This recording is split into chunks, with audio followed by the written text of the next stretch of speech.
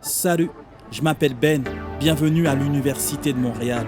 Ici, des générations d'étudiantes et étudiants souhaitent changer le monde pour le meilleur. Chaque mur vibre d'une énergie incroyable. Chaque instant est une occasion d'apprendre, de dépasser mes limites et de devenir une meilleure version de moi-même. Les rencontres que j'y ai faites m'inspirent et m'aident à m'accomplir. C'est ici, à la faculté de médecine, que j'ai décidé de forger mon destin. C'est là que je vais réaliser mon rêve, prêter le serment d'Hippocrate et devenir médecin. Mais parfois, la réalité peut te rattraper. Les défis liés à la diversité et aux barrières systémiques peuvent te faire douter. Tiens, un café pour te changer les idées. Tu sais, Ben, tu pourrais parler avec des gens qui ont passé par un parcours similaire. Peut-être qu'ils pourront t'inspirer et t'éclairer dans tout ça. Et puis, il y a eu ces rencontres avec les profs, des discussions qui ont éclairé mon parcours et m'ont donné du courage. Qu'est-ce qui m'a motivé à continuer quand je suis rentré en médecine? Alors, je pourrais d'abord vous dire que sur 160 étudiants que nous étions, j'étais le seul étudiant afro-canadien de ma classe. De mon temps, ça se comprenait parce que partout, il y avait peu de diversité, mais maintenant, Montréal, le Canada, le Québec sont devenus très divers avec beaucoup d'immigration. Alors moi, quand je suis arrivé, j'étais comme l'exception, la curiosité, mais ce n'était pas l'indifférence, c'était surtout le désir de découvrir et de connaître. Ce qui m'a surtout poussé, c'est de vouloir aider et puis cette espèce de satisfaction de pouvoir sauver des vies. Alors j'avais un grand-père médecin et j'ai été un peu stimulé par ça et depuis petite fille, je savais pas ce que c'était que la médecine, mais je voulais faire la médecine et puis l'amour des enfants a complété le choix. Alors tout cela m'a fait comme oublier que j'avais des difficultés et que j'étais une curiosité. Il fallait que je fonce et que j'atteigne ces buts. Dans mon cas, je ne pouvais pas me permettre d'échouer, de ne pas continuer et de ne pas réussir étant le seul. C'était pour moi un honneur d'être là et de montrer à tous mes collègues ou toutes les autres personnes qu'ils ont fait le bon choix. Nous venons de très loin, mais ça s'améliore. Quand je regarde mes jeunes collègues, parce que je participe à des cours qui sont là, la communauté noire est beaucoup plus représentée. Pour un jeune qui des communautés culturelles, et les Noirs, qui veulent aller en médecine, tout d'abord, je lui dirais qu'il faut foncer. Nous avons notre place dans la société, donc nous devrons avoir notre place en médecine. Vous savez, les temps n'ont jamais été aussi propices à une carrière médicale ces jours-ci. D'abord, le nombre d'étudiants acceptés en médecine a augmenté au cours des dernières années, surtout à l'Université de Montréal.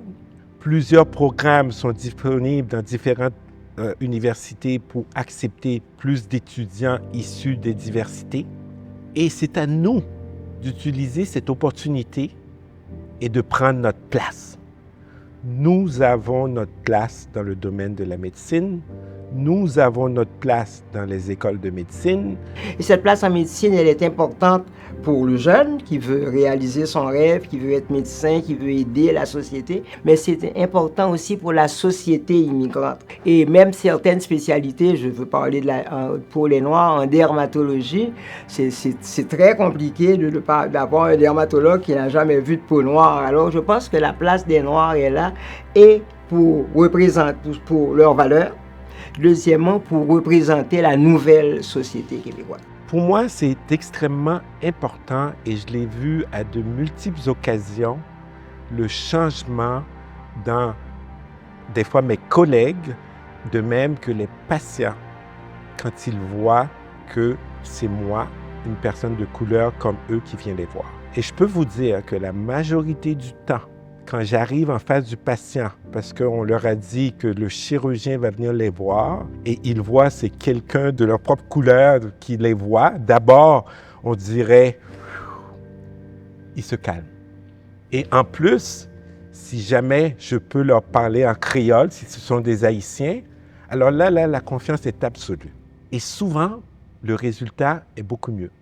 J'arrive à avoir une histoire plus précise. J'ai cette confiance parce que s'il y a quelque chose qui fonctionne pour donner les meilleurs soins aux patients, c'est la relation patient docteur, surtout qu'on est sûr qu'on est capable de communiquer et de bien se comprendre. Ça ne veut pas dire que les autres ne peuvent pas, mais c'est comment le patient se sent qui fait toute la différence. Et mes collègues, en voyant ça la plupart du temps, vont me solliciter davantage pour être capable de donner une meilleure prise en charge à ces patients-là, parce que eux aussi, ce qui est important pour eux, c'est d'avoir la meilleure prise en charge pour un patient issu de n'importe quelle communauté. Je peux parler de défis, il y en a eu plusieurs à tous les niveaux, mais celui que j'ai considéré comme constant et le plus difficile, l'entourage se demandait toujours, est-ce que vous êtes réellement capable? À diplôme égal, à formation égale, il y avait toujours ce doute. Et il fallait toujours essayer de dire, mais oui, je suis capable, j'ai appris, et se prouver.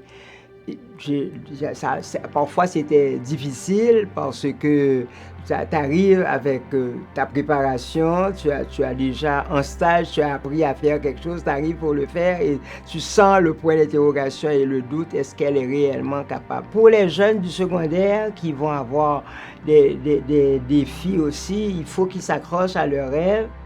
Alors, tout ça pour dire, en voyant ma communauté maintenant, il y a de plus en plus d'étudiants. Il ne faut jamais abandonner. Je reviens encore à croire en ses capacités et de toujours donner le meilleur de soi-même.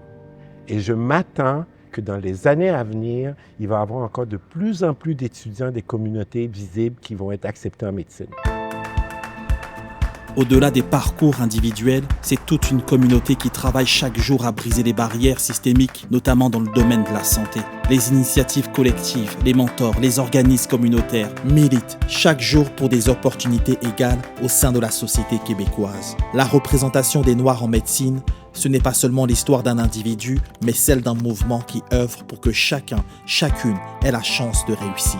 Grâce à ces actions concertées, ensemble, nous ouvrons la voie à un avenir plus inclusif.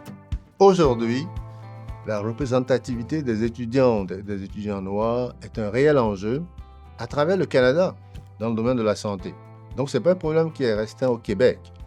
Et dans ce domaine-là, le partenariat entre différents organismes communautaires a permis de commencer à faire bouger les choses. Commencer seulement, parce que c'est un travail de longue haleine.